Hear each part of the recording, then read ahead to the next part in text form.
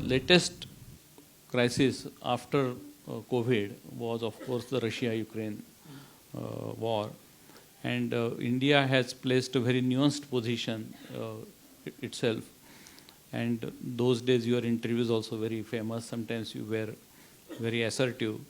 So how could you manage, or India could manage this very balanced and the India first kind of approach where India's interests are preserved? At the same time, we take a very balanced stand between this conflict. You know, the Ukraine conflict was of course, a challenge for us, for many other countries. I think the first problem was to convince, or at least not convince, at least put before the Western countries that their experiences and their assessment of Russia is not the same as ours.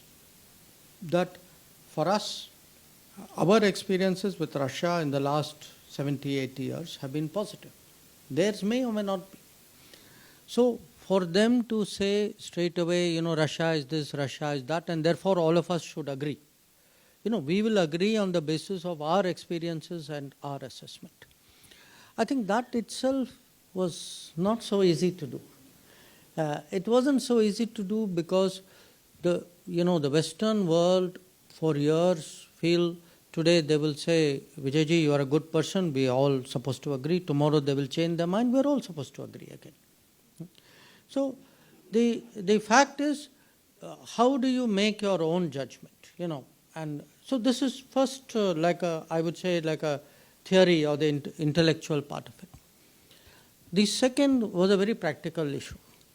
कि उनके यहाँ से दबाव था कि हम रूस से तेल ना खरीदें. Now, अगर आप देख रहे हैं कि what is happening in the world, because they were not buying now from Russia, these countries were now buying from same supplier we are buying from. So, this is not rocket science. कि अगर उसी supplier के पास 5 customer के बजाय 10 हों, you know now what the supplier will do.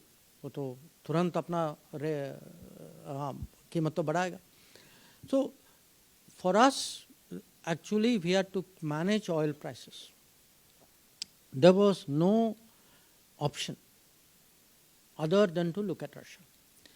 In fact, I even argued with them saying, look, I agree, I'm doing it for India, I am India's foreign minister, that is my job. But I'm even helping the world, because if I don't buy from Russia, for every country, total oil market will become very tight and more expensive. So I am actually not only solving my own demand, my own problem, but I am doing it in a way in which it is actually good for the global economy.